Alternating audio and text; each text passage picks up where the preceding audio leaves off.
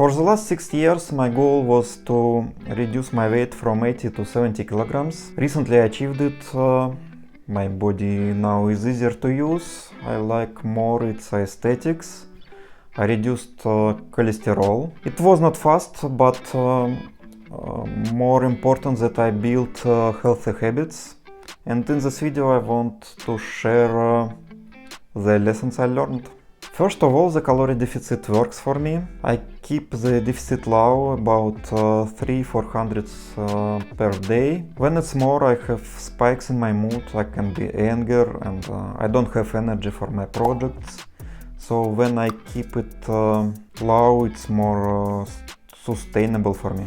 The other parameter I'm tracking is protein, because it's important for muscles, and when you keep it high, when you do exercises, you will lose more fat than muscles. Also, I eat a lot of vegetables, at least one big salad per day, and roasted vegetables too. They are easy to cook. You just cut them, put some spices and oil, put them in the oven for 20-30 minutes, and they are ready.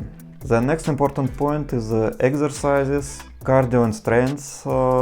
As I mentioned before, they help to not lose muscles, but they are also important to keep mood and energy higher.